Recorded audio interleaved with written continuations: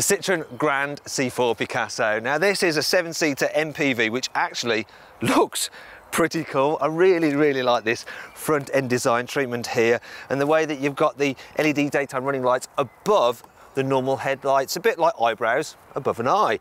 But many other cars actually have that the other way around, which when you think about the layout of the human face, well, it just looks a little bit odd. This is a super stylish car, you know, a family car which you can be proud to own. This thing continues on the inside.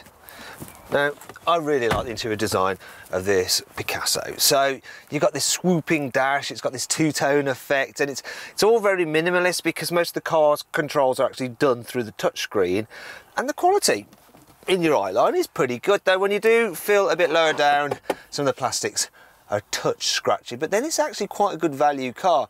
And the trim to go for is the exclusive model, so it gets stuff like this big digital display which the kids can see from the back, so they like that. And you also have things like front parking sensors, a reversing camera, climate control and satellite navigation. Now, to be brutally honest, Citroen sat-nav isn't that great, and if you click in the top right corner of the screen on the card, you can see our full review of it and have another look around this car's cabin, and you'll notice that, well, cubby spaces are a bit hit and miss for an MPV. So there are some clever storage solutions like there and some big storage area down here, but then the glove box, it's tiny, you can barely hold the car's manual, and the door bins aren't quite as big in the front nor the back as you'd expect on a car like this.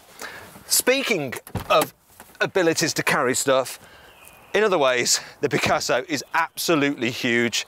You fold down all the seats, it's as big as a van. You can move house using this car. I mean, look at that. You've got a nice flat load bay, there's no load lip to lift stuff over, and the load height is quite low, so it's easy to lift things into the back. Now, if you want to carry some people, you have to then fold up these chairs, and well, it's a bit of a faff. You've got to fold these back over. It's not the most elegant system in the world.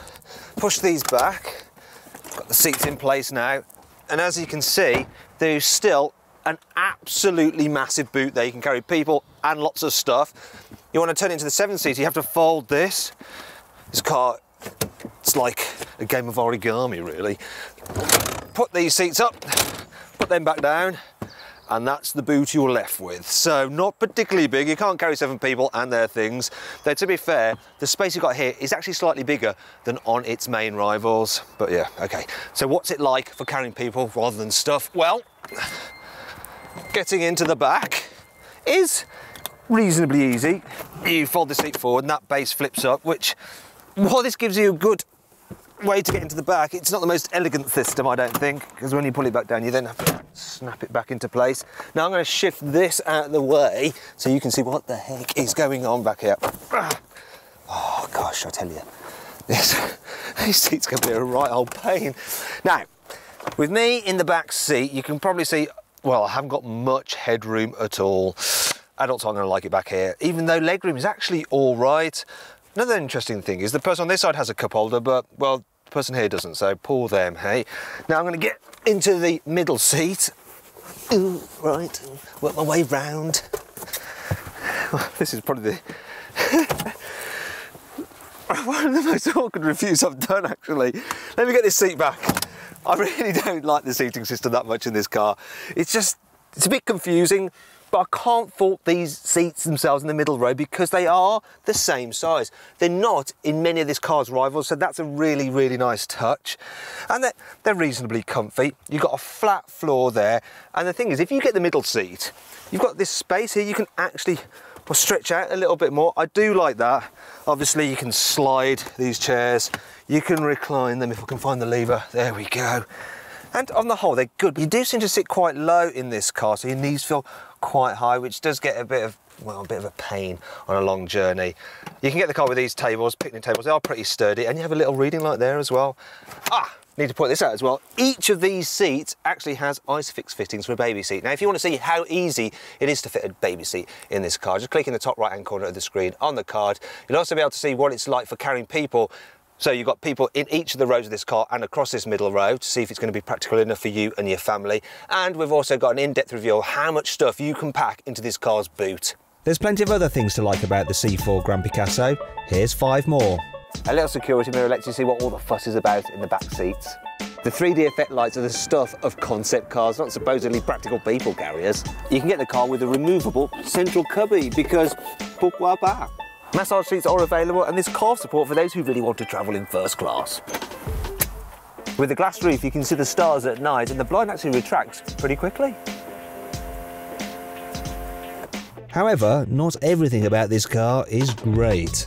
You can't get curtain airbags which extend all the way to the rearmost seats. Oh well, you've still got 3 of the children as backup. You can only operate the climate control through this rather clunky touchscreen. I prefer a knob. The cup holders are so close together that when you're trying to remove your coffee, this happens. Whoopsie. The definition of the reversing camera is so poor that the image looks like an abstract painting. There's no clever place to store the parcel shelf with all the seats in place, so yeah, I'll just leave it there. But is all this forgiven when you hit the road?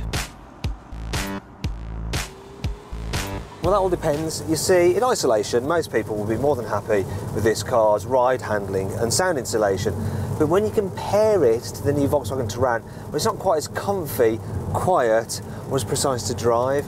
So, little tip for you, if you want one of these Citroens, just don't road test the Touran, because then you'll be none the wiser, and those Touran drivers will be all too aware that their car looks really boring next to your funky Citroen. One of the great things about this car is the visibility.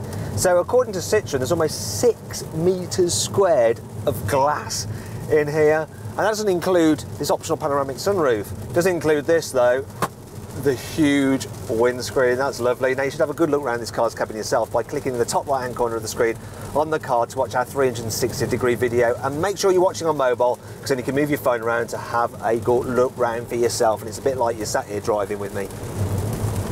As for engines, well, for most people, the 1.6 litre diesel with 120 horsepower will be the best choice in the range because it's more than fast enough and it gives good economy. According to Citroen, 74 miles per gallon.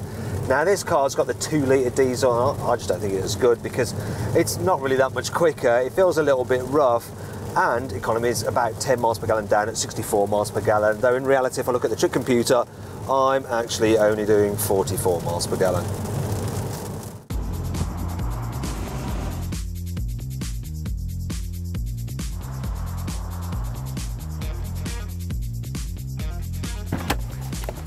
So then, overall, what do I think of the Citroen Grand C4 Picasso? Well, the rearmost headroom is just a little bit too tight for adults, and that seating mechanism, just a bit of a faff.